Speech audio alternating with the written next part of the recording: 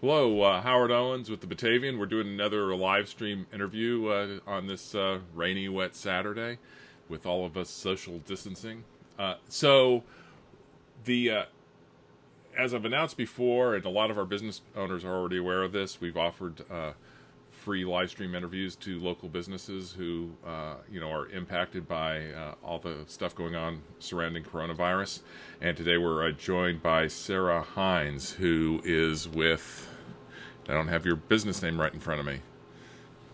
Note your worth music therapy. Yeah, note your worth music therapy. So, Sarah, there you are. So, Sarah, first of all, I'm curious about your business. Interesting title to your business. It sounds like it might be more than just like music lessons. So, tell us what's going on.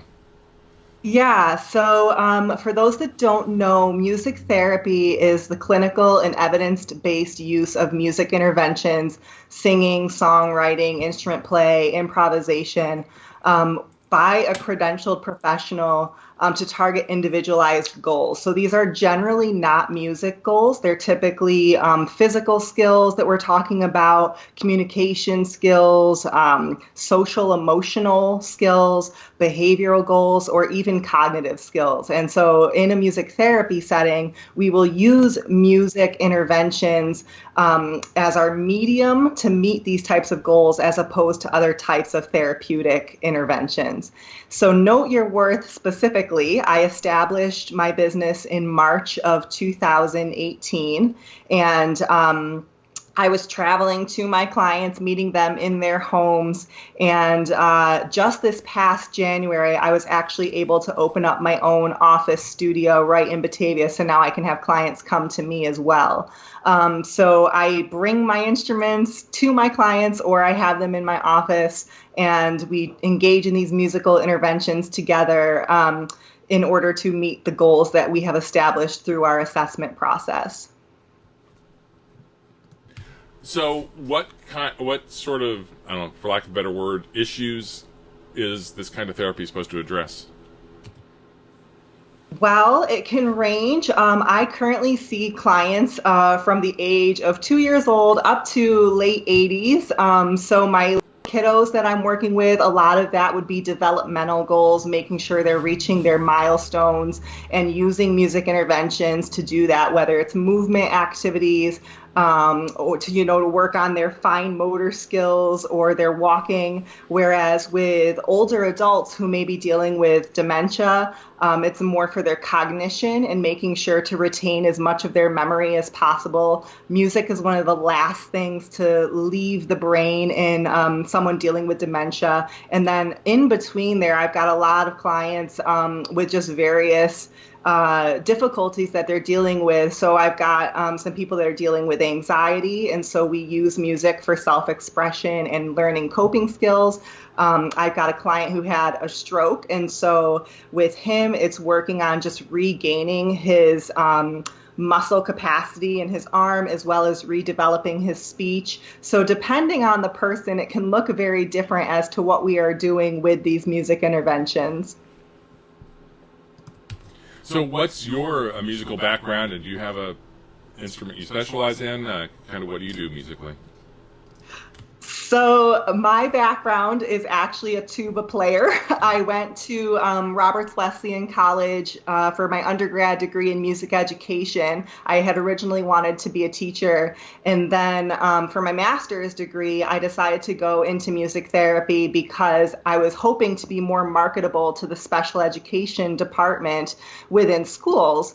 And it turned out that I really just loved the profession of therapy much more. It's much more fulfilling to me. But so my main instrument is the tuba. However, I do not really use that in the therapy setting at this point. More often, guitar or piano are my primary instruments in the therapy setting. One of my good friends from high school back in California plays tuba, and he's always played in rock bands. That's all he's ever played in. That's incredible. They usually they'll substitute tuba for bass. Oh yeah, that makes a lot of Yeah. sense. So now, with what's going on social distancing restrictions and directives, how are you operating? What are you offering to clients? Yeah, so we immediately had to stop in-person services. A lot of my clients are in the vulnerable populations, the elderly as well as immunocompromised. So I have shifted to telehealth, teletherapy options.